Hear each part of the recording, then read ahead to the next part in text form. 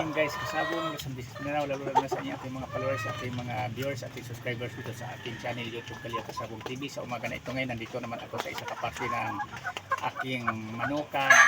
Nagbigay naman ako kung kunting tips sa aking kalaman tungkol sa pag-alaga natin ng manok natin na magastos talaga. Dito sa pag-alaga natin ng manok, ipapaliwanag ko to sa inyong mga baguhan pa lang, parang makakuha kayo ng idea dito sa ating video dito sa ating channel, na piliin na natin ang mahusay na ayos na linyada.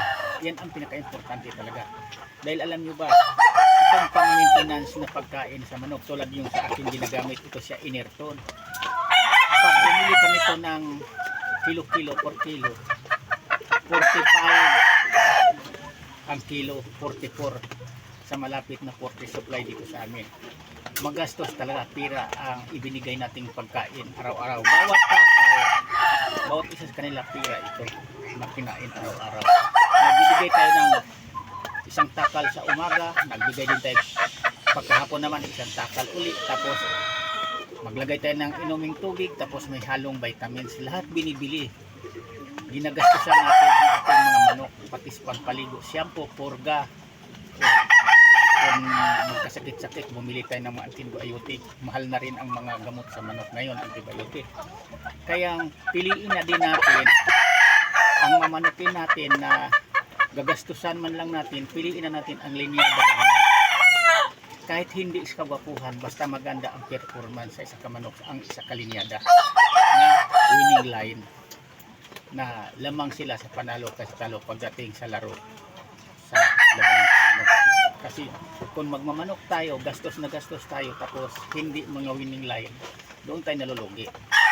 Kasi kung mag-out magbinta tayo, ang nakakuha manok sa atin, hindi na ulit yan, hindi na babalik sa iyo. Pero kung maganda ang pagkapili natin, maganda ang performance sa ating mga gialaga ang manok, kung na siyahan sila, nagpanalo yan sa kanila, balik-balikan ngayon ang alaga nating manok. Hindi tayo makalimutan nila, dahil alaala nila palagi nga ang manok nilang ginagamit na galing sa atin, napakinabangan nila. Yan ang totoo. Pero kung ang kinukuhang manok nila sa atin, hindi sila nasiyahan, laging nakatalo ang kinukuha nilang mga manok sa atin, binibili, hindi ka na nila maalaala. Kasi luging-lugi sila kapag sa atin bumibili manok, kasi lagi lang sa talo. Pero kung ang binibili nilang manok, kung may natatalo man yan, pero lamang ang nananalo, balik-balikan ka pa rin yan. Kasi ganyan lang naman talaga sa industriya sa laro sa manok. Kahit anong klase o larangan, pag sinasabing laro nga usapin, di talaga maaari na ikaw ang laging manalo. May time talaga, may araw, may oras na matatalo ka. Lalong-lalo na dito sa laro labanan sa manok, may talo. Pero ang pinaka-importante talaga nating manok yan, yung linyadang winning line na nasa dugo talaga nila, na mananalo. May natatalo man, pero karamihan yan magdaan mo nagpanalo bago matatalo. Yan ang pinaka-importante sa alagaan natin manok. Kasi ako, totoo lang, hindi ako bumabase sa kawapuhan, kapugian sa kalinyada sa manok. Ang binabasihan ko, lagi ko itong inilit-ulit, pinapaliwanag sa inyong mabaguhan pa lang na aking mga followers, aking mga subscribers, na ang binabasihan ko kung ako pumili, tumingin sa isa kalinyada sa manok, hindi ang itsura, hindi po ang binabasihan ko, ang performance, ang record. Kung nagpanalo ba yan, doon ako kumukuha. Hindi ako humahabol sa kagupuhan lang isa kamanok na tinawag o picture pack.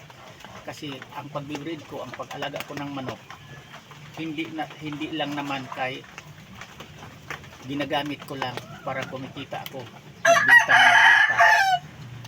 Ginagamit ko rin ng pang personal kong panglaro, dahil ito talaga ang passion ko, ito rin ang kinahiligan ko, kasiyahan ko, ang pag-alagag manok. At saka sumali-sali din ako, nag-entry ako pagdating sa laro sa laban. Kaya ang aking mga manok, hindi ako bumabase sa picture pack pugi na manok. Ang binabasihan ko palagi sa linyada sa ating ginamit ng mga materialis, yun maayos ang nilabasan sa mga anak. na hindi ako logi. Kung mag-out magbinta ako, mabili. At saka kung gagamitin ko silang pang personal na panglaro, nagpanalo. Yan ang pinaka-importante dito sa pagmanok. Kasi kung magmanok tayo ng mga uri sa linya dahil sa manok na hindi maganda ang kinalabasan, laging natatalo.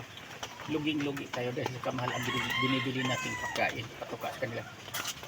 Pira ang ginagastos natin araw-araw. Isipin niyo na lang, mula sa incubator, ginagastosan na natin pagdating sa pagkuha natin galing incubator, gagastosan pa natin ulit hanggang walang kumpay. Tuloy-tuloy ang gastos natin yan hanggang umabot na sila na pwede nang ilaro o ibenta natin. Ganyan ang paggastos, pag-alaga ng manok ay magastos talaga. Kung parang parang makakuha kayo konting idea, sinsya na nabubulol ako konti tao lang, parang makakuha kayo konting idea, totalin nyo na lang ang inyong gialagaan mula pagkasisiyo hanggang pagdating ng 6 months kung ilan na ang ginagastos nyo yan sa kamahal ng pagkain, vitamins na bilihin ngayon, at saka hindi nyo itinipid. Doon nyo makikita kung magkano ginagastos nyo.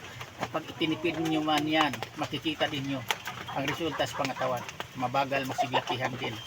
Hindi rin kayo makabawi agad yan dahil 6 months na ang edad niya nga, abot na siya ng 6 months. Kung titingnan nyo, para pa lang na 3 months pa lang ang pangatawan at saka ang postura niya. Pero kung hindi mo itinipid ang 6 months, pag titingnan mo kung sakto sa alaga, akala mo nasa 1 taon na. Yan lang, maraming salamat ulit sa pagpanood. Sana mayroon kayo konting napulot dito ng mga kapwa ko nagpapalahi ng manok. Kung magmamanok man tayo, ulitin ko, piliin na natin ang manok natin gagastusan para nga mababawi lang natin ang ating ginagastos pag mag-out, magbita na tayo. Kung maglaro man din tayo, gagamitin natin pang personal panglaro, lamang din tayo sa panalo kaysa talo. Yan lang, thank you. Bukas ulit, ibang topic pala yung sa inyo. Thank you sa inyo lahat. Bye bye.